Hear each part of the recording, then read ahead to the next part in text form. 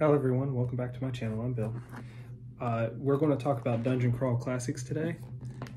This is going to be the first video in a bigger video series talking about Dungeon Crawl Classics. I've only ever attempted to either play or run this once, and my group didn't enjoy it, but it's not a bad game. I think if I did it again, they'd probably enjoy it more. The only downside is most people that run it sort of the wrong way. In the beginning, if you use the character creation funnel, you roll up like 4 characters and you're rolling your stats one after the other with no modifiers. So unlike, say, Pathfinder or D&D, where you would roll your 4 dice and take the 3 highest, this one you just roll 3 dice for the stat, for each stat. And then you roll to see what your occupation was, and there's a D100 result. So there's a percentile roll result, and you roll it 3 times. You would have your occupation. So let me get my dice.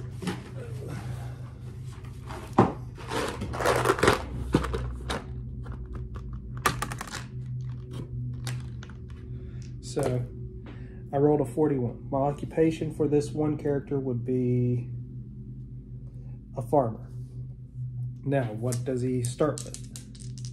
You could either go straight across and give him what they start with, because a farmer would start with a pitchfork, use the stats of a spear for damage and how it works, and your trade goods would be a hint. Or you could roll again. I got a 50. So my second column, I have a trowel, and I can use it as a dagger. And then my trade good, or goods, is a 23. And I have a lantern. And you do that for all 4 characters. You would enter the first dungeon, which is a kill funnel dungeon. Essentially, how you should play it as a player is with your 4 characters, the one that has the best stats that you actually want to see survive shouldn't do anything that could be dangerous. So you leave them in the background and you have everyone else that you don't necessarily want to play interact with stuff or fight stuff, because most things in the 0 level dungeon is going to kill most of the players that you have created. And with a full party of 4 or 5 people, you're looking at 16 to 20 characters that need to be thinned down to what you're actually going to play. If you have more than 1 survive at the end of them, all of them become level 1, but you just pick the one that you want to play at that point. And then as far as dungeon and encounter design after that, you need to approach it as what seems very overpowering versus what seems doable for the party.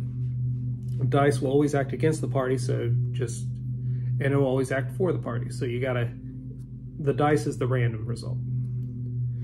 This game uses weird dice. What was the name they used for it? Instead of getting modifiers like you would in any version of D&D, or advantage and disadvantage, you're rolling the Zachi dice.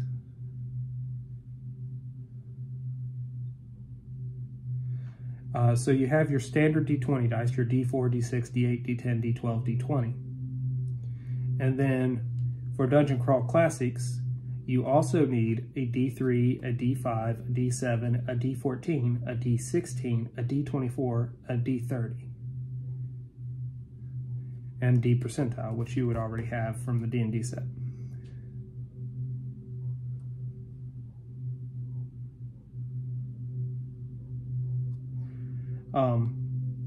Those dice can all be bought, or they give you rules for how to roll them when you don't have them. How the dice work is, anytime you're doing something, you would roll, and if it would give you an advantage of some sort, the dice shift upwards. Or if it gives you a disadvantage, they shift downwards. So say I'm able to roll a d12 to do something, and then I have a disadvantage of 2 downshifts. So I go from d12 to d10 to d8. If I had another downshift, I'd be on a d7. So that's how that works. The way spellcasting works in Dungeon Crawl Classics is when you cast a spell as a spellcaster, whether you're divine or arcane, doesn't really matter, you roll an attack roll. So every spell is a d20 roll. If you hit, you reference the table and see what the spell gives you. I will look up one for an example.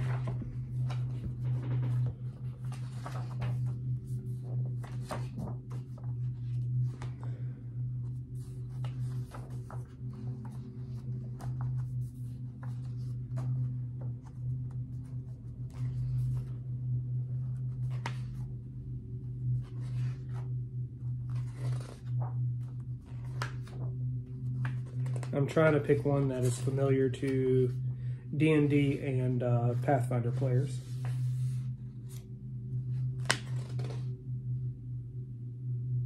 Magic Missile. The range for Magic Missile is 150 feet or more. Duration's instantaneous. Casting time's 1 action or 1 turn. Save is none. In general, the caster hurls a magical missile that automatically hits an enemy. Manifestation. Roll a d10. It'll be 1 meteor. 2 is a flaming arrow. 3 is a force arrow. 4 is a screaming, clawing eagle. 5 is black beam. 6 is a ball lightning. 7's splash of acid. 8 is a ray of frost. 9 is a force dagger. And 10 is a force axe. And that's what it would look like when it's cast. And you'd roll that each time you cast it, so it always looks different. Corruption. If you get corruption, it has rules for it. If you have a misfire, there's rules for it. If you rolled the d20 and your result was a 1, lost, failure, and worst. Roll a d6 modified by luck, 0 or less. Corruption plus patron's taint plus misfire. 1 through 2, corruption. 3, patron taint or corruption if no patron. 4 or higher is a misfire. 2 through 11, a lost, a failure casting. 12 through 13, the caster throws a single missile that does 1 point of damage. He must have line of sight to the target, and the missile never misses, though it may be blocked by certain magics, i.e. magic shield. 14 through 17, the caster throws a single missile that does damage equal to a d4 plus caster level. He must have line of sight to the target. The missile never misses, though it may be blocked by certain magics, like magic shield. 18 through 19, the caster throws 1d4 missiles that deal damage equal to 1d4 plus caster level. All missiles must be aimed at a single target to which the caster has line of sight. The missile never misses, though they may be blocked by certain magics. 20 to 23. The caster throws 1d4 plus 2 missiles that do damage equal to 1d6 plus caster level. Each missile can be aimed at a separate target to which the caster has line of sight. The missile never miss, but they may be blocked.